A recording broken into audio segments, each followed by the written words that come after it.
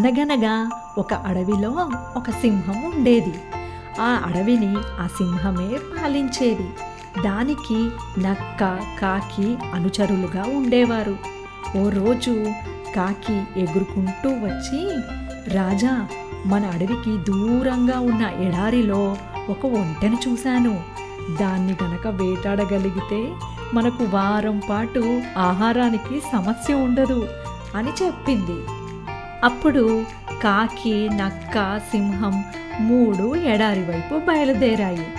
కానీ ఎడారిలోకి అడుగు పెట్టగానే అక్కడ వేడికి సింహం, నక్కల కాళ్ళు కాలి నడవలేకపోయాయి.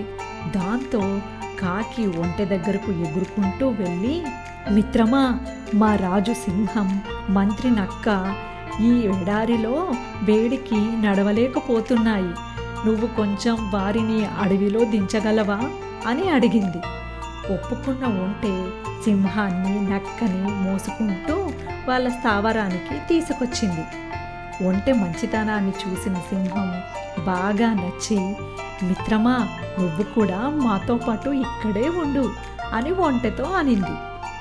చంపడానికి తీసుకువచ్చిన ఒంటెతో సింహం అలా అనడం కాకి, నక్కకు అస్సలు నచ్చలేదు. అప్పుడు అవి ఒక పన్నాగం పన్నాయి. మహారాజా, కాళ్ళు కాలడం వల్ల మీరు ఇప్పట్లో వేటాడలేరు. మీరు ఆకలితో ఉండటం మేం చూడలేము. కాబట్టి మేమొక ఉపాయం చెబుతాము అని అన్నాయి నక్క, కాకి. అదేమిటని అడిగింది సింహం. అప్పుడు కాకి, మహారాజా, నన్ను చంపి తిని మీ ఆకలి తీర్చుకోండి అని అంది. అప్పుడు నక్క, వద్దు మహారాజా, కాకిని చంపితే దాని మాంసం మీకు సరిపోదు.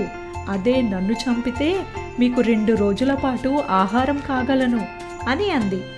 అది విన్న ఒంటె, వాళ్ళని వదిలే రాజా, నన్ను చంపితే మీ ముగ్గురికి వారం పాటు ఆహారం కాగలను అంటూ ముందుకొచ్చింది.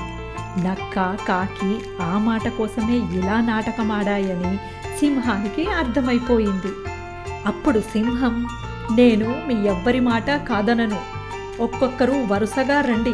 ముందు చిన్న జీవితో మొదలు పెడతాను. కాకి, నువ్వు రా ముందు అని అంది. ఆ మాటలు విన్న కాకి తుర్రుమని ఎగిరిపోయింది. నక్కేమో పారిపోయింది.